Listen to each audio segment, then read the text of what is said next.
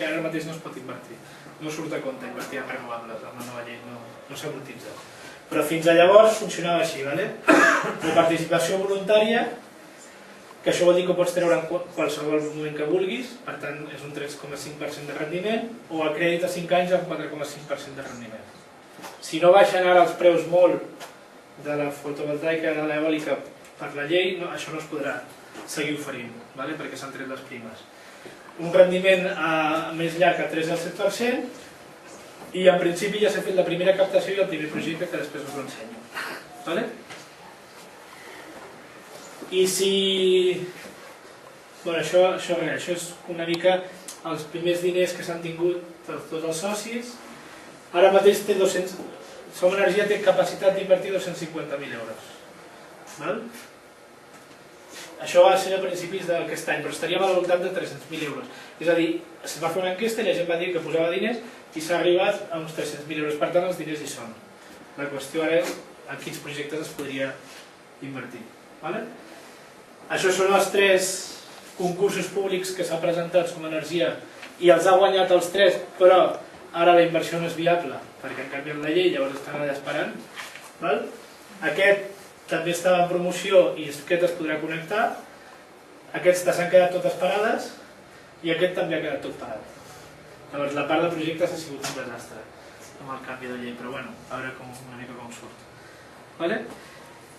I la part de venda sí, aquesta sí que funciona. I en aquesta també és, des de Castelló, que em vaig preguntar, t'hi pots apuntar perquè sí que s'ofereix servei de venda aquí. Llavors, l'únic requisit és que t'has de fer soci de la cooperativa. I preferiblement hauries de participar, però bueno, com a mínim 100 euros a l'any que has de fer d'aportació social, el capital social, que si te'n vas se't torna. A l'any?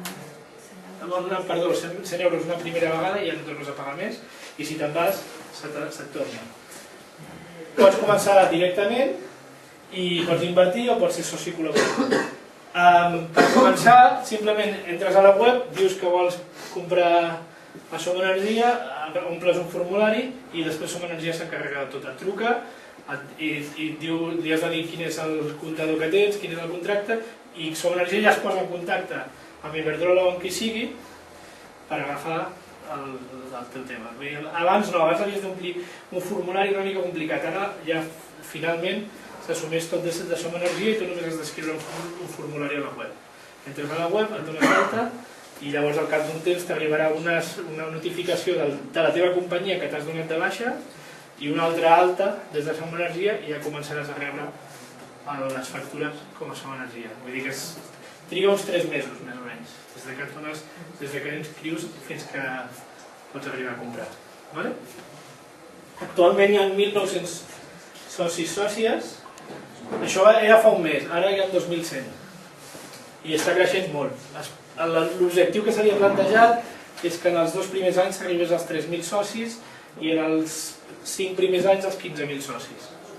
Vull dir que la idea és que la cosa creixi moltíssim. Ara, possiblement no es costarà molt de pujar en autoproducció.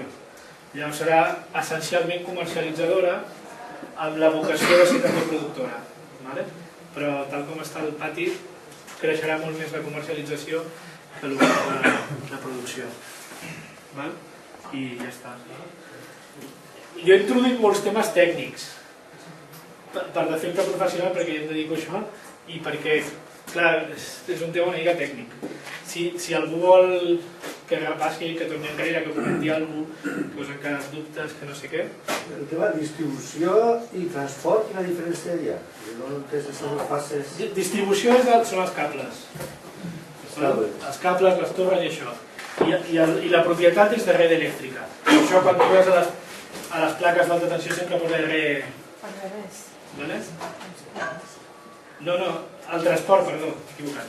El transport és això, i és red elèctrica. I és qui té la propietat i qui s'ha d'encarregar que la xarxa funcioni. I la distribució és qui paga els peatges i qui porta tota la compra-venda, diguéssim, entre els productors i les comercialitzadores. És gairebé virtual, la part de distribució. És que fa que passi la corrent per les torres... Sí, jo què sé, com dir-ho. És com en una autopista, la propietat és de l'Estat. que seria l'equivalent a Red Elèctrica, però tu li pagues els peatges a la concessionària. Doncs aquí és igual. Llavors, Red Elèctrica es finança del que li paguen les distribuïdores. Tot i que les distribuïdores també formen part de Red Elèctrica perquè són sòcies d'aquesta empresa, vull dir que es paguen elles mateixes, però bueno, representa que són empreses diferents. Aquesta és la diferència. Això perquè a Europa és diferent, perquè a cada tros hi ha empreses diferents. Ara hi ha algunes operacions de comprar-se entre elles, però en principi eren diferents. A Espanya, com que no es podia, no volien, perquè des del franquisme que ells mantenen l'oligopoli es van inventar aquesta treta de, bueno, pues yo te vendo así, yo ahora me llamo Endesa